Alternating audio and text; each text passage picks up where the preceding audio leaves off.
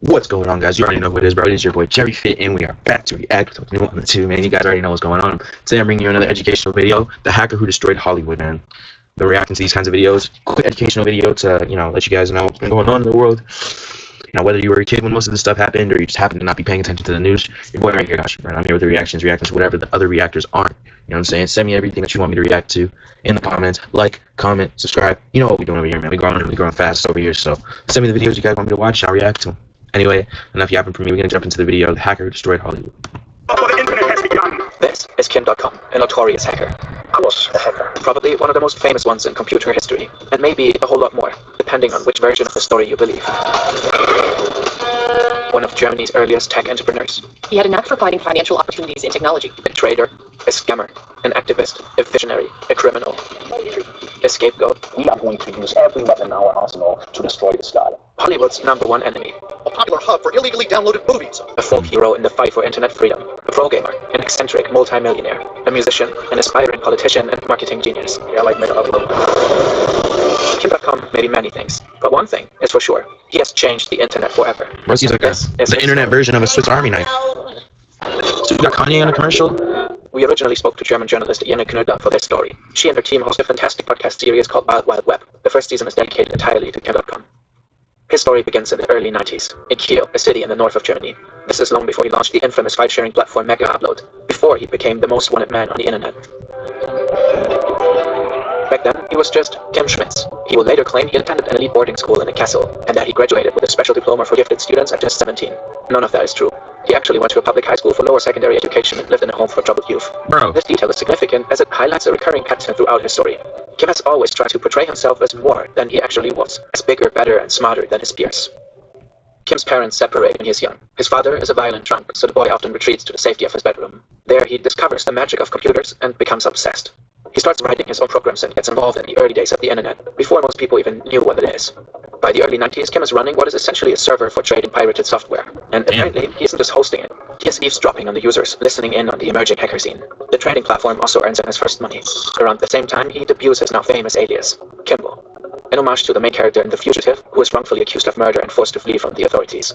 This is Kim in 1992, in a grainy segment of German national TV, showing off how to make free phone calls worldwide by routing through the US. He claims he coded the software himself. The show dubs him the nightmare of national telecommunications.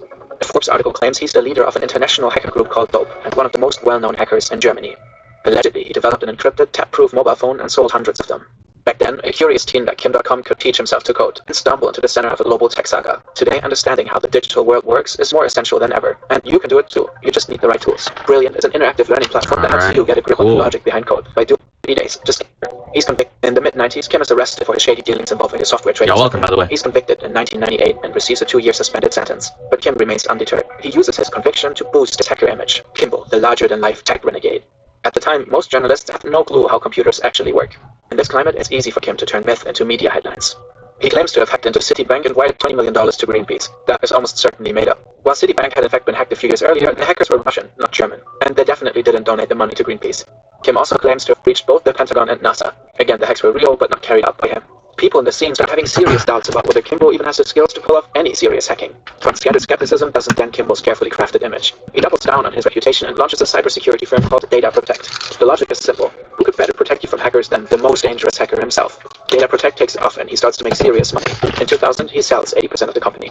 There's a peak of the .com boom, and Kim has ideas. Some are actually ahead of their time, like an early version of two-factor authentication years before it became a thing. Then there are also ideas like the Mega Car, a concept car with an onboard computer, built-in video conferencing, and 16 SIM cards for mobile internet on the highway. It never hit the market. In any case, Kim becomes a rising star in the business world, and he shares his extravagant lifestyle online. That would have been dope, bro. The Mega Car, I feel like that would have been... I don't know why I reacted to that. Like, it just hit me so late, but I feel like a Mega Car would be dope as hell, man. I just want to say that, honestly. This is my girlfriend. This is my guy. This is my house.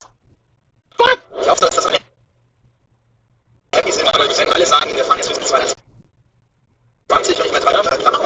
Private jets, luxury cars.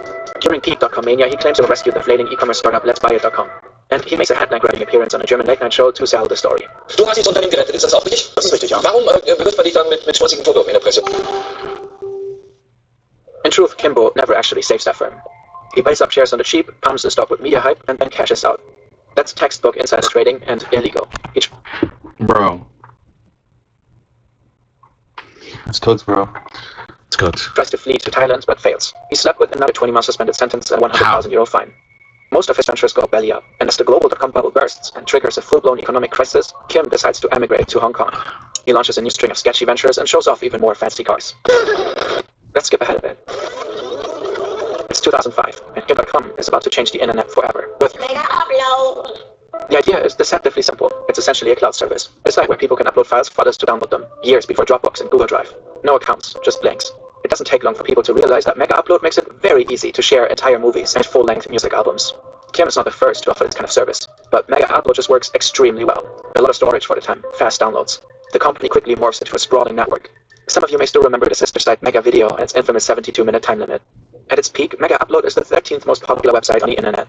With 50 million users a day, it accounts for a whopping 4% of global online traffic. This is before Spotify and Netflix. Back then, people would spend a small fortune on DVDs and CDs. Around $20 for Spider-Man 2, $16 for the new Green Day album. And all of a sudden, it's all out there for free. Hollywood. That's crazy, bro.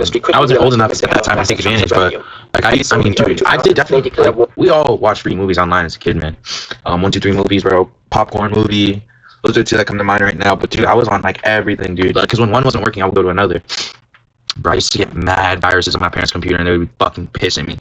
They used to tell me to stop watching that shit, man. If you were a real nigga, you were watching illegal movies online, bro. But I wasn't doing it, bro. This is all alleged, though. Like, you know what I'm saying? So. War on piracy. First, they sue Napster into the ground. A federal court ruled Monday Napster must stop allowing music fans to swap copyrighted material. Then comes the DVD scare ad era. Bro, so these fucking warnings literally became like a thing because of this .com guy? That's crazy. But none of that is stopping Mega Upload. For years, authorities struggled to get a grip on the platform, and no one really knows who's behind it. It used to be owned by Kim Schmitz, but Mega Upload denies any further connection to him. The site is now registered to a company called Vester Limited, which belongs to some Finnish guy called Kim Tim Jim Vester. Of course, Finnish Kim and Kimbo are the same person. He used his distant Finnish ancestry to get hold of a second passport, and for a while, that smoke screen actually allows him to hide in a legal gray zone. But in 2011, Kim just can't resist stepping back into the spotlight. He publicly declares that he is the mastermind behind Mega Upload. That's when Kim Schmitz and Kimbo give way to a whole new identity, Kim.com. But now he is living large in New Zealand in a mansion by the sea. He's collecting luxury cars and uses his free time to become one of the top-ranked Call of Duty players on the globe. He's got a wife and kids, and it almost feels like his wildest years are behind him. Maybe he thinks he's far enough from the US to be safe, out of reach, because instead of keeping his head down, Kim lashes out, and he takes on the global music and movie industries head first. His Mega Upload song from 2011 is extremely provocative. Some of the biggest pop stars of the day appear in the music video, publicly backing a platform that Hollywood sees as the embodiment of internet piracy, supposedly responsible for billions in losses. Bro, Universal damn. Music sues Mega Upload. The music video keeps getting pulled from YouTube, and this is just the beginning. The media start calling Kim.com the movie industry killer. With his mention Guilty of organized crime, by the that's it. shopper, he doesn't look like a tech renegade anymore. He becomes the Dr. No of Hollywood. Clumsy effort, Mr. Bond, you disappoint me. Okay, maybe more like Dr. Evil. Either way, he becomes a scapegoat. On January 20, 2012, New Zealand police raid .com's Auckland mansion at dawn. At the request of the FBI, more than a dozen heavily armed special forces stormed the property. They call it Operation Takedown. They seize luxury cars, designer watches, and hard drives. Simultaneously, there are raids across 8 other countries. In Germany, police confiscate a brand new Mercedes Kim just got his mom for Christmas. That's tough, FBI man. takes over Mega Upload. All sides of the company go dark. The authorities claim that Kim.com is the ringleader of an international criminal enterprise, that his platform has been built from the ground up to traffic stolen digital content, and that everything else, the branding and business model, is just a front to cover up its real purpose. According to US prosecutors, he and his accomplices have caused $500 million in damages while making $175 million for themselves. Damn. Now, Kim is facing extradition to the States and up to 55 years in prison. But is that really the whole story? Is Kim.com actually a criminal mastermind? His defense is pretty straightforward. He says he basically invented Google Drive before Google did, that Mega Upload was just a platform, and that he couldn't be held accountable for what users chose to upload or download. But under US law, being a file-sharing platform doesn't just give you a free pass. You have to actively make sure... Isn't that what's like going on with Telegram right now? Isn't the Telegram dude get picked up by the authorities on his jet or something?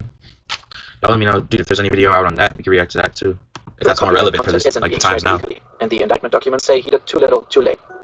Kim, of course, insists otherwise. He says Mega Upload had systems in place to take down copyrighted material upon request.